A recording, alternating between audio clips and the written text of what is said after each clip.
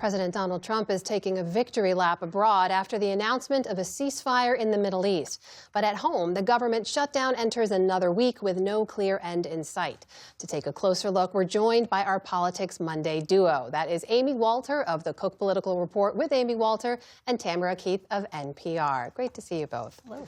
Let's start with the biggest story, obviously. President Trump overseas there, Tam, signing that major ceasefire deal is the first step to end the two-year war. Now, you cover this president, but you obviously covered the last president, too. You traveled with President Biden to Israel soon after the October 7th attacks. When you compare the approaches of these two presidents, what do you see? They definitely had different approaches. They had different relationships with Prime Minister Benjamin Netanyahu of Israel. President Biden had a very long but also very complicated and strained relationship with Netanyahu. When we flew into Tel Aviv about less than 2 weeks after the October 7th attack, though, he embraced Netanyahu and hugged Israel close as well, really throughout his presidency. Occasionally there would be, or more than occasionally, there would be pushback behind the scenes, but it wasn't out front. President Trump has a very good relationship with Netanyahu, is popular and even more popular now in Israel. He's a popular figure broadly in the Middle East.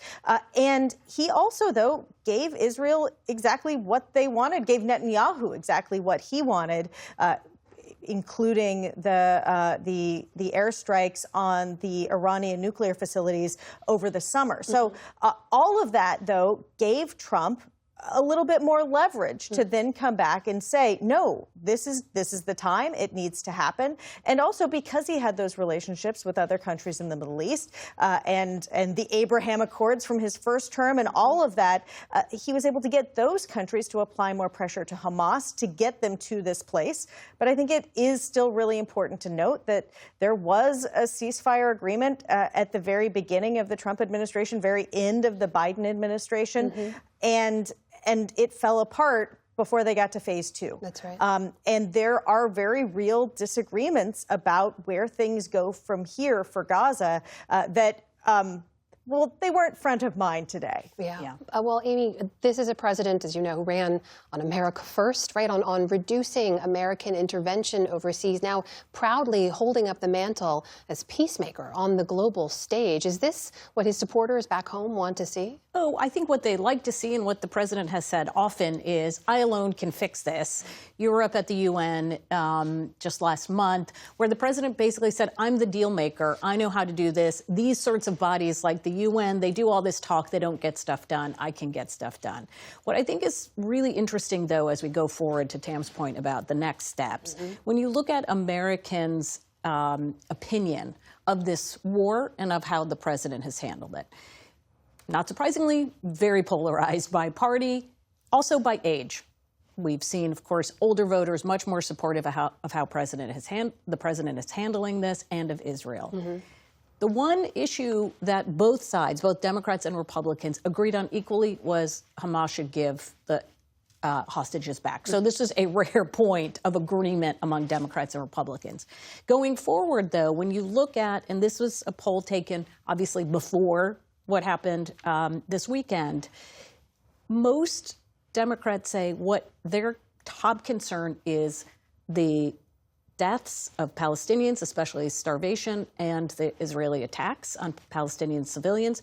Republicans, their top concern is that Hamas does not attack Israel. So going forward, you can see where, trying to keep, this is the one moment where you had both sides in agreement that this is a good thing. Going forward, it's going to be hard to find that place where everyone agrees. Well, he's certainly saying he's a deal maker abroad. Back here at home, though, haven't been able to reach a deal. The government shutdown does continue. And we've seen President Trump, Tam, as you know, criticize presidents in the past for not getting involved enough or doing enough to end shutdowns. We saw the vice president asked about it over the weekend by Kristen Welker on NBC, didn't really answer the question and said we're more concerned with governing realities now than political ones. But again, comparing past presidents to this one, is this president taking a role in trying to end the shutdown? President Trump doesn't seem to be trying to make a deal in this case because he doesn't want to negotiate with Democrats. Republicans don't want to negotiate with Democrats because, as they said at the very beginning of this, that Democrats were. It's the wrong word to use on this day, but they're taking hostages, and that the Democrats were using their votes to try to extract political gains, and they couldn't support something like that. That's still the position now. 13 days in, it's been going for a very long time. There really are no negotiations. This is a big difference between past shutdowns where there were frantic negotiations. I mean, the House is not even in session to take show votes, which typically there are lots of show votes and lots of stunts, but those are only right now happening on the Senate side where the vote keeps turning out exactly the same way. So this is just a very different shutdown. I think part of it is that Republicans are usually the ones who are trying to extract policy gains for their votes. And in this case, it's Democrats who are trying to extract policy gains for their votes. Yeah. And as a result, the Republican president is like, no, I don't want to negotiate. Yeah, and both sides are dug in because both sides feel like they have the winning hand. And right now, for Democrats, they believe that this issue of health care is so critical. It's an issue that they want to keep talking about, not just today, but going into the 2026 midterms, that they are even surprised. I talked to some Democratic strategists who, before this shutdown happened, said, I'm a little bit worried. Our party tends to get fragmented and not stick to message. Yeah. They've been surprised at how disciplined Democratic leaders have been on this issue. For Republicans, they also do not feel like they need to compromise because, as President Trump said, it's Democrats who started this, and Democrats are going to feel the pain, and ultimately he believes that will bring them into ending the shutdown. But a fascinating situation here is that the White House started out driving a message about this is a Democratic shutdown. They've never supported a shutdown before. Look, they always say how terrible it is. But that messaging has really fallen off. In part, the White House is behaving as if there isn't a shutdown at all, and they're just doing lots of other things that are distracting everyone from the shutdown that's happening. Yeah. And so it's just, and at the same time, the President of the United States and his OMB director, Russell Vought, are saying, we're going to make this painful. We're going to cut Democratic programs, which in a way then gives them more ownership of the shutdown than they would have had if they were sitting there negotiating in good faith and trying to bring it to an end. Well, to that point, if we can just bring up some of the latest polling, because, Amy, I know you've seen this as well, when it comes to how the American public is looking at this, at this point, and this was conducted early in the shutdown, Americans seem to be holding Republicans more responsible than Democrats by 41 to 30%. But could that shift the longer this goes on? And Tam's point is correct. If the focus is on, oh boy, the Republican OMB director or the president, they're cutting programs specifically to extract something from Democrats, that could backfire and make those numbers move even higher in terms of who do people see as being responsible for this in terms of Republicans.